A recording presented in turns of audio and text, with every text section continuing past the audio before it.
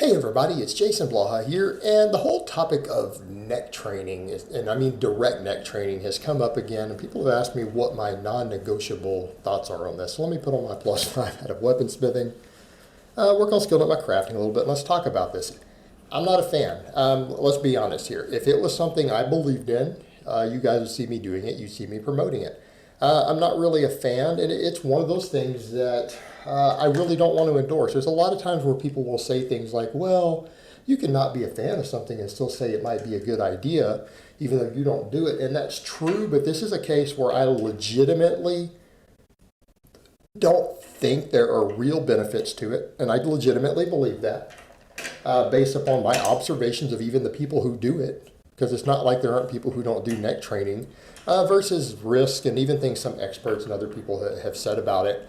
It's one of those cases of where I see it as nothing more than a potential risk of neck injury, harming you, waste of time, making you look silly in the gym, which people already look silly enough with some of the crap they do, combined with little to probably no actual benefits. And I mean, we can talk about anecdote all we want. People can say, well, you know, all these guys, a lot of fighters do it to prevent neck injuries, and football players, well, yeah, a lot of them do it. But you know what? They also do a lot of silly shit that doesn't work. Historically, for years and years and years, athletes have historically done silly things that don't work. All right?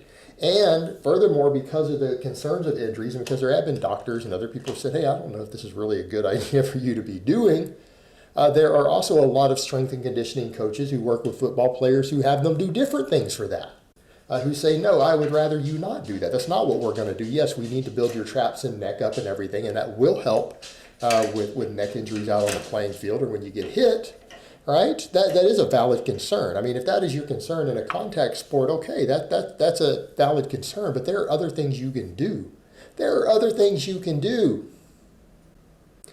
What do those guys have them do? Well, I've seen coaches who have contact sport guys like football players do a lot of shrugs, do power cleans, things like that, things that will build your whole shoulder girdle and traps up. Why? Because that's all connected. That's what's going to give you all the support musculature for your neck. That's where most of your neck thickness is going to come from. It's going to be from training your entire shoulder girdle. In other words, overhead pressing, shrugging, clean, snatches, rows, right? All that stuff is going to build your neck. It's going to build your neck. Of course it will. And that's a great way to protect your neck in a contact sport. Because we come over to that point of if it's even a good idea to be doing all this direct neck work. There are people who feel like it can damage disc. And so we kind of get into this whole point of it's not just about nonsense, it's about risk. And here's the thing, guys.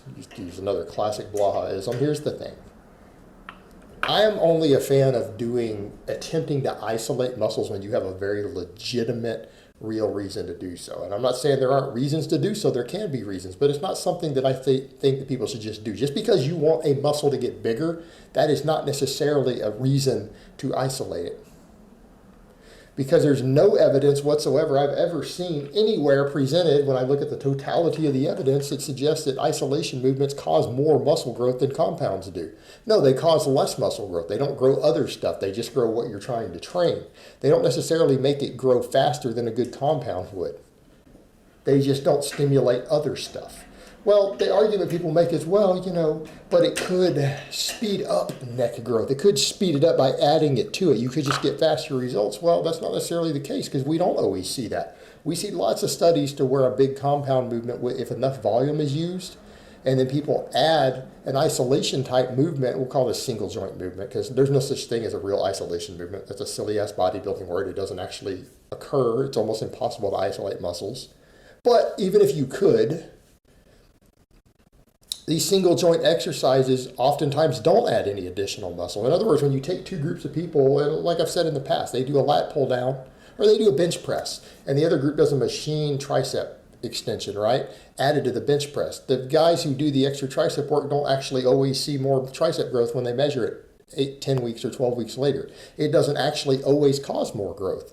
And that's the point we're making here. People are just working off that assumption that if they do more neck work, they'll grow faster. Well, here's what I would say. If you have all this recovery time and you have all this extra gym time to spend towards that, if you have an extra 15 minutes in the gym that you can't think of anything else to do, why don't you do some more standing presses?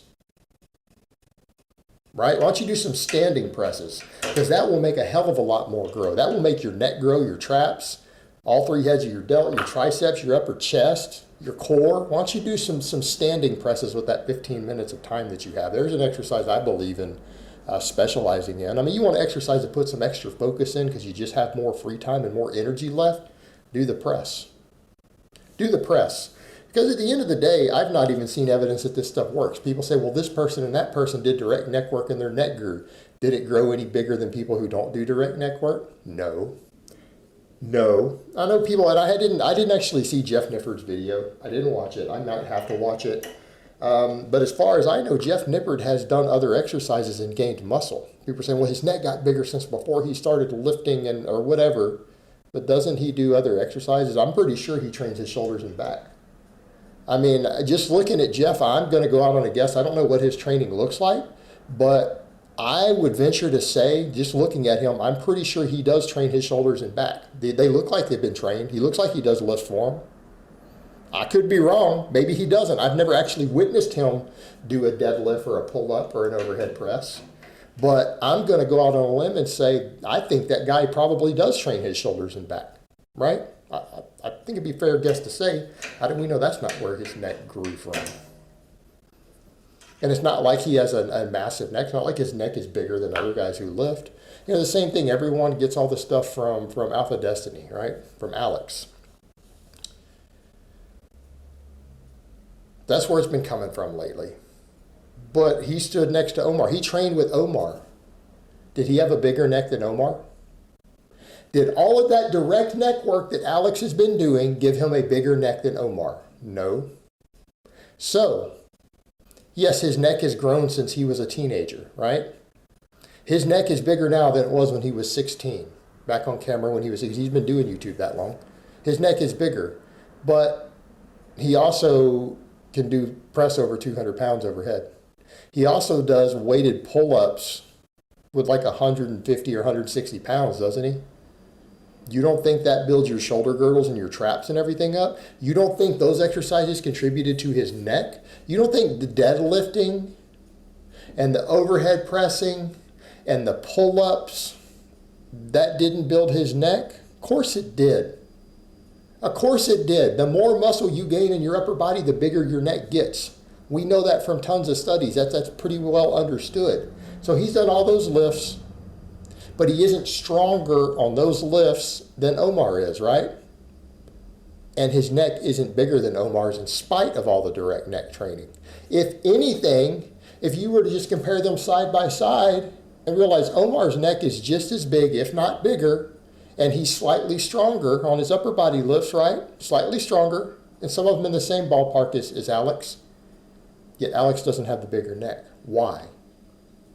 If the direct neck work magically added more size on top of the compounds, Alex would in theory have the bigger neck. I have never seen anybody who does direct neck work that walks around with a bigger neck than other guys who are equally as strong as them on these lifts, like pull-ups and overhead pressing and deadlifts and things like that. I've never seen one. So if we're going to talk about the anecdote, that we don't even have anecdotal evidence that it works. We don't. These guys who do all the neck training don't have bigger necks than the guys who don't do neck training, but who still are strong and have built a strong foundation in their upper body and shoulders and back, right? Their necks aren't any bigger. Where is the neck gains? I mean, if this neck stuff did so much, I would expect Alex to have a noticeably bigger neck than Omar next to him, but he didn't. And people say, well, that's just one example. Yeah, because that's the only example we have. So when you only have one real example in YouTube fitness to go off of and the results aren't there,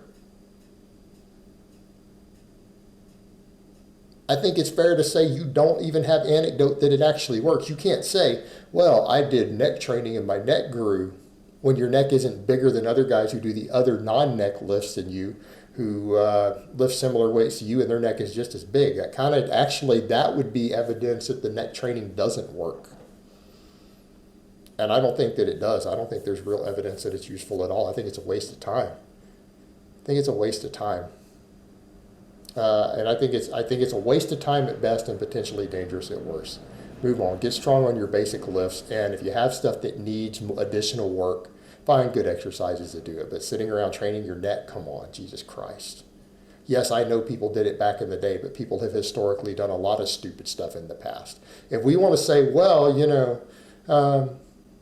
people used to do this back in the day and they believed in it. Well, if you did everything that people in a different generation thought was smart or a good idea, everything that they thought was a good idea, you'd be considered pretty stupid by modern standards. I'm not even going to get into details, but I think we can think of a lot of things that people have done historically that we know now really isn't that good of an idea, or it's problematic, right? Everyone in history did not always get everything right. Hopefully people understand that. All right, guys, well, that's really all I have to say on that today. I hope it's been informative, and I will talk to you guys next time.